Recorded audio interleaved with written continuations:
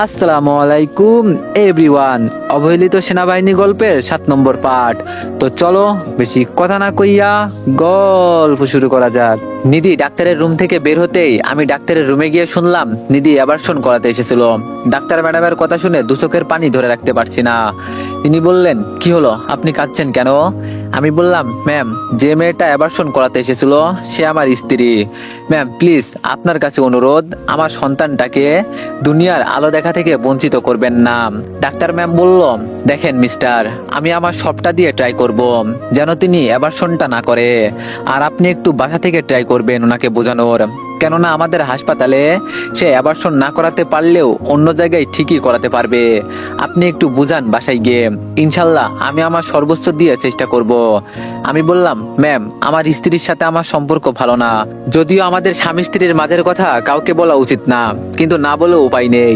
Ma'am, ও divorce নিতে যাচ্ছে, আর divorce নেওয়ার জন্যই মূলত অ্যাবারশনটা করাতে এসেছিল। কথাগুলো কাঁপা কাঁপা গলায় বললাম। ম্যাম বলল, মিস্টার রাজ, আমি আপনার স্ত্রীকে আজকের দিন ভাবতে বলেছি, যদি সত্যি তিনি বেবি নষ্ট করতে চাই তাহলে কাল যেন আসে। আমরা কখনোই চাই না একটা নিষ্পাপ জীবনকে এভাবে মেরে ফেলতে। আপনি বাসায় যান, আল্লাহর উপর ভরসা রাখুন। আমি বললাম, আচ্ছা ম্যাম, আমি এখন আসি। ম্যাম বলল, জি আচ্ছা। ডাক্তারের রুম থেকে বের হতেই তামান্নার ফোন রিসিভ করতেই বলল, রাজ কোথায় তুমি? আমি বললাম, এই তো হাসপাতালে আছি।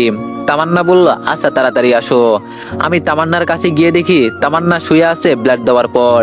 আমি যেতেই উঠে বসতে চাইলো, তামান্নার হাতটা নিজের অজান্তেই ধরে ফেললাম। খানিকটা সময় নিয়ে বললাম, একটু শুয়ে থাকো, নয়তো শরীর খারাপ হবে। তামান্না আর কিছু বলল না। সন্ধ্যায় তামান্না আমাকে বাসায় ড্রপ করে চলে গেল। বাসায় আসতেই দেখি আশা নিধির কাছে বসে গল্প করছে। আশা বলল, আচ্ছা ভাবি, তোমার ছেলে হলে কি নাম রাখবে আর মেয়ে হলে কি নাম রাখবে? নিধি বলল, কি বলছে এইসব? ছেলে হবে না মেয়ে হবে আমি কিভাবে জানবো? আশা বলল, কিছুদিন পরেই তো আলট্রাসোনোগ্রাফি করে জানা যাবে ছেলে হবে না মেয়ে হবে। বলো না ভাবি, কি নাম রাখবে? জানো ভাবি, ভাইয়ার মেয়ে অনেক পছন্দ। নিধি বলল, ও আচ্ছা তাই বুঝি, তবে আমার ছেলে পছন্দ। যদি ছেলে হয় তাহলে নাম রাখবো কাব্য। নিধি হেসে বলল, অনেক সুন্দর নাম। তা ভাবি, মেয়ে হলে কিন্তু রাইসা নাম রাখবে, আর রাইসা নামটা ভাইয়ার অনেক পছন্দের নাম। নিধি বলল, ও তাই নাকি, পাকা পাকা গল্প হচ্ছে। তোমার পড়াশোনার কি অবস্থা? আশা বলল, ভালো। আমি দরজায় দাঁড়িয়ে ননদ ভাবির কথোপকথন শুনছি, আর মনে মনে ভাবছি মানুষ কতটা বহুরূপী হতে পারে। আমার সামনে বসা মেয়েটা যে তার ভিতরে বেড়ে ওঠা ছোট্ট প্রাণটাকে বড় হওয়ার আগেই নষ্ট করার জন্য হাসপাতালে গিয়েছিল, সেই মানুষটা আশার সামনে কত সাবলীল অভিনয় করে যাচ্ছে। আমাকে দরজায় দাঁড়িয়ে থাকতে দেখে আশা বলল, ভাইয়া তুমি কখন এলে? আমি বললাম, এই তো মহারানী, এই মাত্র আসলাম। আশা বলল, ভাইয়া জানো, তোমাকে নিয়ে আর ছোট্ট বাবুকে নিয়ে কথা হচ্ছিল। আমি বললাম, ছোট্ট বাবু কোথায় পেলি? আশা বলল, বারে, তোমাদের বেবি হবে না?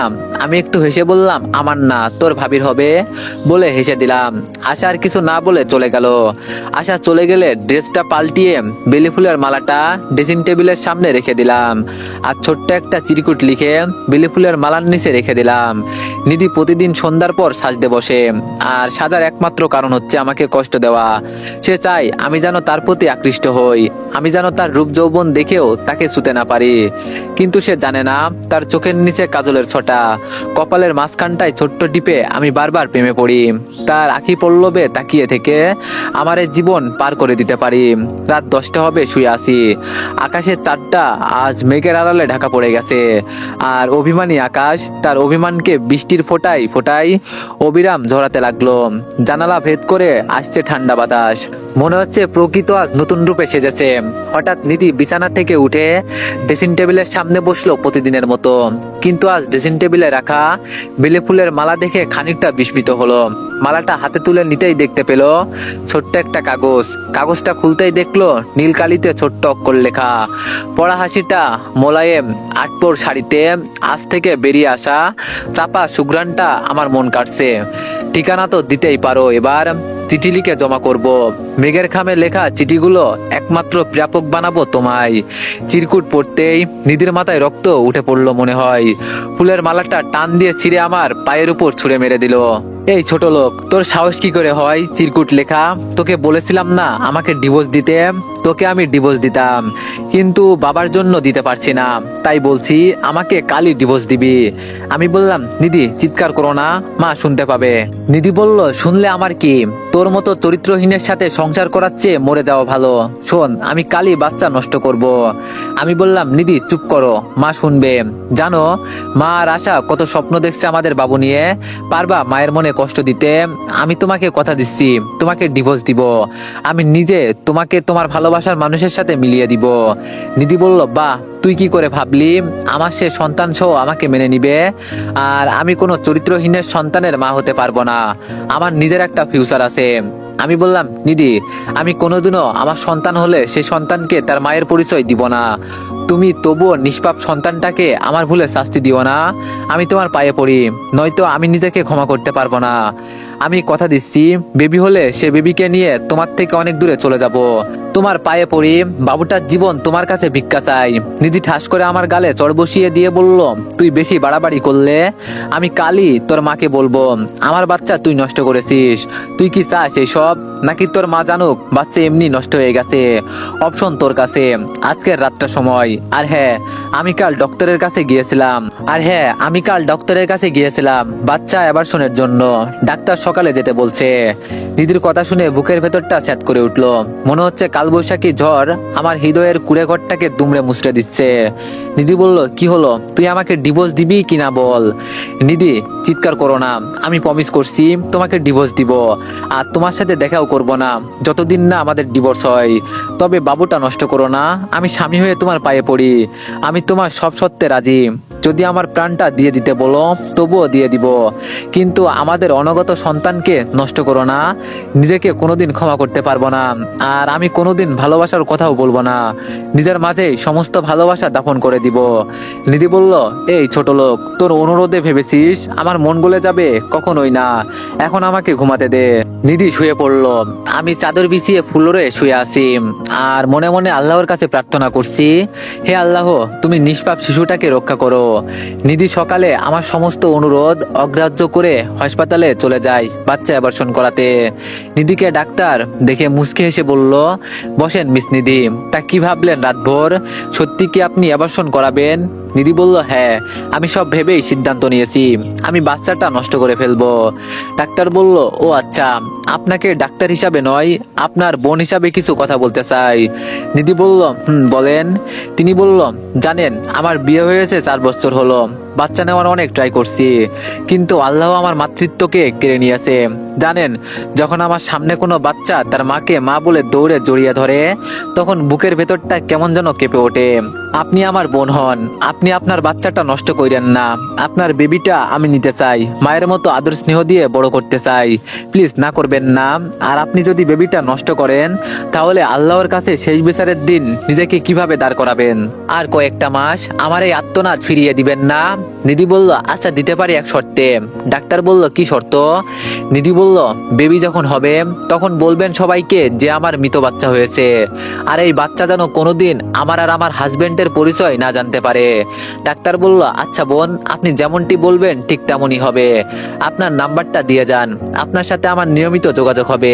নিধি বলল, জি আচ্ছা।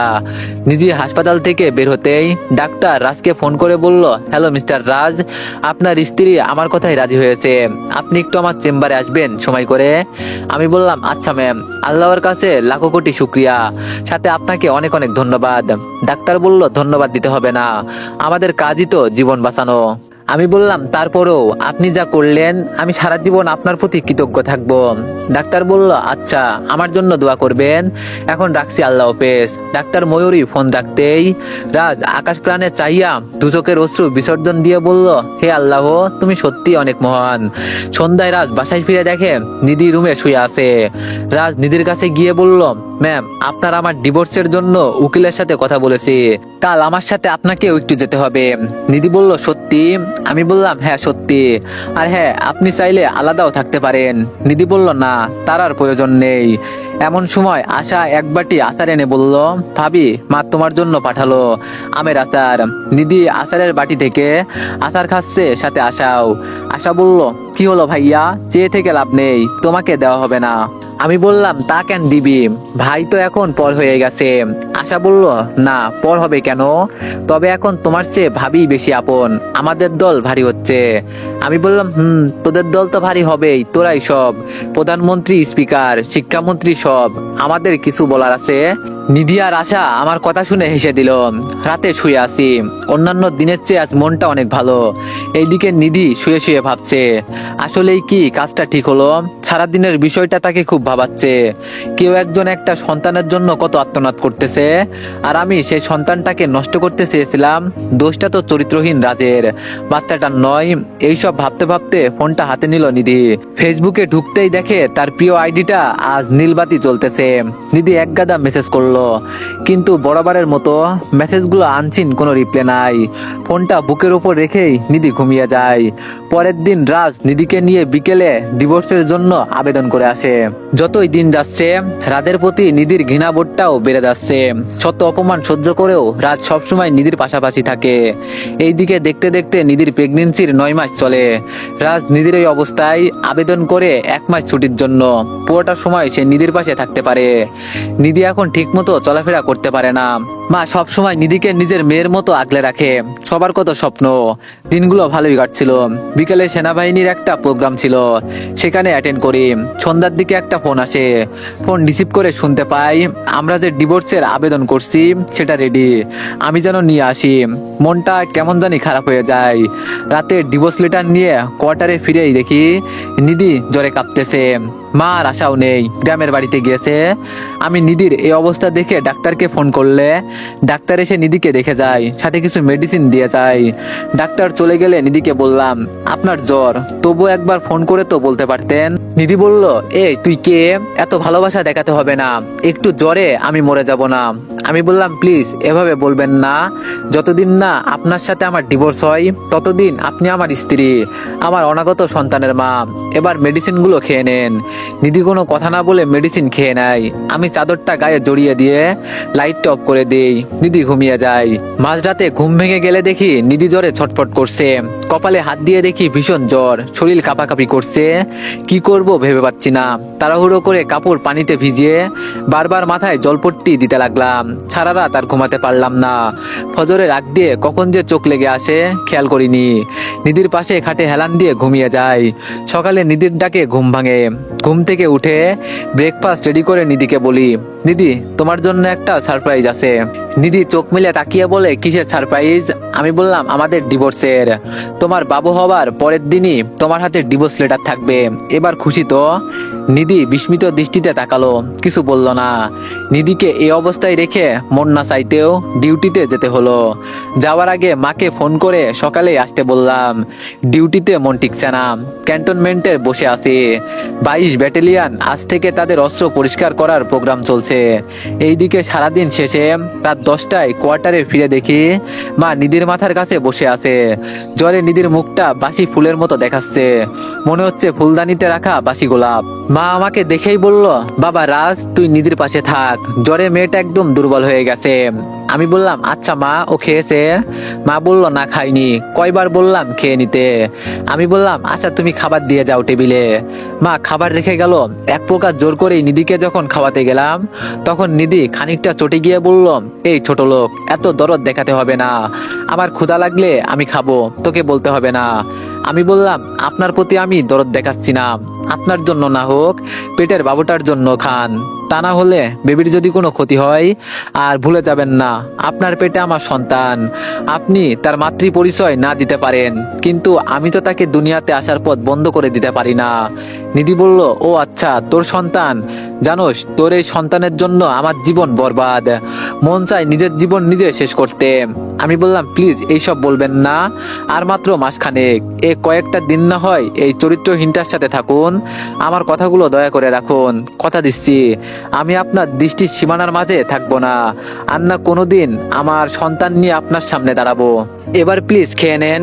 নিধি শরীর নিয়ে ঠিক মতো বসতে পারছে না, তাই আমি নিজেই খাবার প্লেটটা হাতে নিয়ে তাকে খাইয়ে দিতে গেলে প্রথমে না করলেও পরে খাবার খাইয়ে দিয়ে মেডিসিন খাইয়ে দিলাম। শত অপমানের পরেও দিনগুলো স্বপ্নের মতো কাটছিল। এইদিকে নিধির কাছে দিনগুলো এক একটা বছরের সমান মনে হচ্ছে। কবে সে পাপ থেকে মুক্ত হবে, কেন নিজের জিদের কারণে সে নিজের জীবনটা নষ্ট করলো। এইসব ভাবতে গিয়ে চোখের জল গড়িয়ে পড়ে।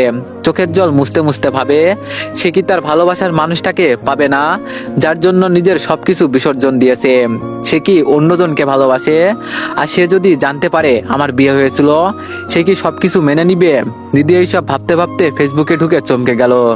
তার প্রিয় মানুষটার নিউজ ফিডে জল করে একটা লেখা ভেসে উঠল, আলহামদুলিল্লাহ, এবার বইমেলায় আমার প্রথম উপন্যাস মেঘে ঢাকা চাঁদ প্রকাশ হবে, আর বইমেলায় আমাকে রকমারি 22 নং স্টলে পাবেন। নিধি খুশিতে আত্মহারা হয়ে যায়। অবশেষে তাকে দুই নয়নে দেখতে পারবে। আর প্রায় 2 মাস তারপরেই বইমেলা। এইদিকে নিধির ডেলিভারির সময় ঘনিয়ে আসছে। একদিন সন্ধ্যায় বাহির থেকে একগুচ্ছ বেলি ফুল, সাথে নিধির পছন্দের নীলচে শাড়ি, সাথে রং বেরঙা কিছু চুড়ি নিয়ে গিয়ে দেখি নিধি ড্রেসিং টেবিলের সামনে বসে চোখে কাজল দিচ্ছে। আমি শাড়ি চুড়ি নিধির সামনে রেখে বললাম, নিধি, আজ তোমাকে একটা অনুরোধ করব, রাখবে? আর হয়তো কোনোদিন তোমার কাছাকাছি থাকার ভাগ্য হবে না। তুমি কি আজকে আমার দেওয়া উপহারগুলো পড়বে? নিধি ইশারা করে রেখে দিতে বলল। আমি ফ্রেশ হয়ে আশার রুমে গিয়ে আশাকে বললাম, সব রেডি। আশা বলল, ভাইয়া, তুমি ভাবিকে নিয়ে আসো। নিধি নীলচে শাড়ি, খোপায় বেলি ফুলের মালা পরার পর নিধিকে বললাম, চোখ বন্ধ করো। নিধির চোখ বন্ধ করলে নিধির চোখ বেঁধে ফেলি। নিধি বলল, রাজ, কি করছো এইসব? ব্যথা পাচ্ছি তো। আমি বললাম, একটু সময় রাখো, তারপর খুলে দিচ্ছি। নিধি কিছু বলল না। নিধির হাতটা ধরতেই মনের মাঝে শীতল হাওয়া বইতে লাগলো। নিধিকে নিয়ে আশার রুমে এসে নিধির চোখ খুলে দিলাম। রুমটা অন্ধকার, কিছুই দেখা যাচ্ছে না। হঠাৎ রুমটা নীল লাল আলোয় ভরে উঠলো। সবাই একসাথে বলে উঠলো, শুভ বিবাহ বার্ষিকী। নিধি তার বাবাকে দেখে অনেকটা সারপ্রাইজ হয়ে যায়। রুমটা খুব সুন্দর করে সাজানো। নিধি বিস্মিত ভঙ্গিতে তার বাবার দিকে তাকিয়ে আছে। নিধি বলল, বাবা, তুমি কখন আসছো? আর তুমি আসছো আমাকে বলবে না? নিধির বাবা বলল, মা, বলতে চাইছিলাম রাজি সব প্ল্যানিং করছে, এবার আসো কেক কাটো। সবার সাথে রাতটা স্বপ্নের মতো গেল। পরের দিন সকালে নিধি বলল, রাজ, ভুল করেও ভেবো না, এইসব করে তুমি আমার মন পাবে।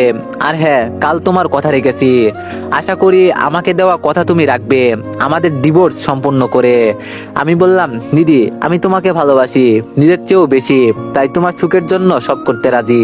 নিধি বলল, সব করতে হবে না, শুধু আমার সামনে তোমার ওই পাপি মুখে ভালোবাসি বলো না, ঘৃণা করি তোমায়, তোমার জন্য আমি সব হারিয়েছি।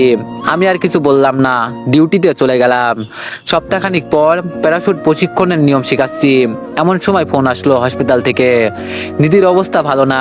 আমি চিফ কমান্ডো স্যারকে বলে হসপিটালে চলে গেলাম। ডাক্তার ময়ূরী বলল, নিধির এবং তার বাচ্চার দুজনেরই অবস্থায় আশঙ্কাজনক, যে কোনো একজনকে বাঁচাতে হবে। আপনারা আল্লাহ আল্লাহ করেন যেন মা সন্তান দুজনকেই বাঁচাতে পারি। পরিবারের সবাই হসপিটালের করিডোরে বসে আছি। প্রায় ঘন্টাখানিক পর ডাক্তার ময়ূরী ওটি থেকে বের হয়ে বলল, মিস্টার রাজ, সরি, আমরা আপনার সন্তানকে বাঁচাতে পারলাম না, আমাদের সাধ্যের সবকিছু চেষ্টা করেছি। ডাক্তারের কথা শুনে সবাই চুপ হয়ে গেল। আশার দিকে তাকিয়ে দেখে আশা কাঁদছে। আম্মুর মুখের দিকে তাকানো যাচ্ছে না, তবু আম্মু আমার দিকে তাকিয়ে কান্না লুকানোর চেষ্টা করছে। মুহূর্তের মাঝে পরিবারের শোকের ছায়া এসে আনন্দটাকে গ্রাস করে ফেললো। সবার কত স্বপ্ন ছিল। আমি কোন রকম নিজেকে সংযত রেখে বললাম, ডাক্তার, আমি কি ভিতরে যেতে পারবো? ডাক্তার বলল, না, একটু পর কেবিনে শিফট করা হবে। এইদিকে নিধির সেন্স ফিরলে নিধি ডাক্তারকে বলল, ডাক্তার, আমার বেবি কোথায়? আর আপনার কথা মতো সবাইকে বলছেন তো আমার মৃত বেবি হয়েছে? ডাক্তার বলল, না, মিথ্যা বলার প্রয়োজন পড়েনি, আপনার মৃত বেবি হয়েছে, সো চিন্তা করতে হবে না, আপনি যেমনটা চেয়েছেন তেমনটাই হয়েছে। মৃত বেবির কথা শুনে নিধির বুকের ভেতরটা কেমন যেন করে উঠলো।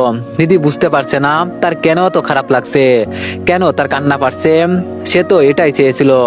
কেবিনে দিয়ে গেলে নিধির মৃত বাচ্চাটার দিকে তাকায়, কি সুন্দর চেহারা, আহা, যদি বেঁচে থাকতো। এইসব ভাবতে ভাবতে তার চোখে অশ্রু ভিড় করে।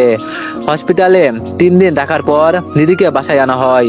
তার সপ্তাহখানিক পর নিধি বলল, তুমি না আমাকে ডিভোর্স দিতে চেয়েছিলে, কই ডিভোর্স? আমি জানতাম তুমি ডিভোর্স দিবে না, তাই সমস্ত পেপারস আমি রেডি করেছি, তুমি সাইনটা করে দিও। এই বলে নিধি ডিভোর্স পেপারটা আমার দিকে এগিয়ে দিল। ডিভোর্স পেপারে যখন সাইন করব ঠিক তখনই ঘুমটা ভেঙে গেল। ঘুম ভাঙতেই চোখ মিলে তাকিয়ে দেখি নিধি ঘুমাচ্ছে।